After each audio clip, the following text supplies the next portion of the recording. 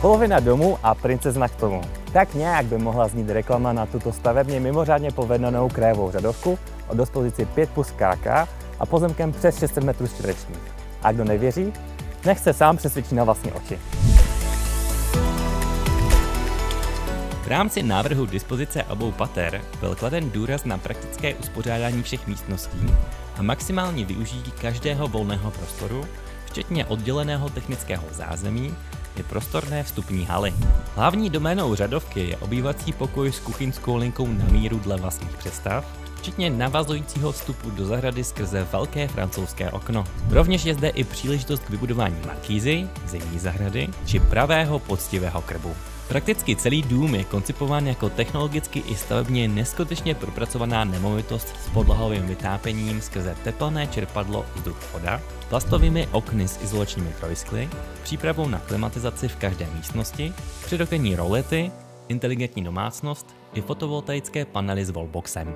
Za mimořádně povedenou část domu lze bez pochyby označit samostatně oddělené křídlo s rodičovskou ložnicí, šatnou a privátní koupelnou zvanou i sprchovým koutem. Horní patro má pak jednu velmi ojedinělou přidanou hodnotu, nejen kvůli designové koupelně, ale hlavně díky neobvykle skosené střeše.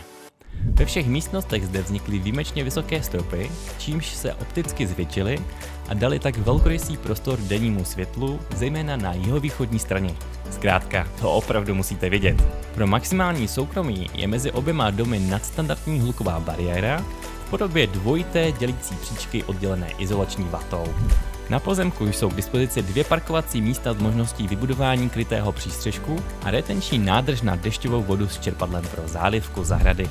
V bezprostředním okolí se nachází dětské hřiště, potravině Lidl, restaurace, malé golfové hřiště, zámecký park a dokonce i luxusní sauna box s nádherným výhledem do krajiny. Volnočasovým aktivitám se zde nabízí zejména cyklostezky vedoucí do 2 přírodních parků, konkrétně Hornopožárský les a Velkopopovicko, kde lze navštívit i vzdálenější tvrze, zříceniny, trhy či rozhledny. Městskou hromadnou dopravu pak zajišťuje pravidelná autobusová linka, odkud se za 33 minut dostanete na metro C Budějovická. Bez nadsázky se jedná o velmi precizně zpracovaný dům v ucelené zástavbě novostaveb, který nabízí neskutečné možnosti k další seberealizaci, včetně vytvoření nezaměnitelného domova jak uvnitř, tak i na zahradě. To vše navíc v lokalitě s plnou občanskou vybaveností v peší dostupnosti či pár minut autem. Pokud vás tato příležitost zaujala a rádi byste dům viděli osobně, stačí mě kontaktovat a domluvit si přesný termín prohlídky. Budu se těšit a brzy na viděnou.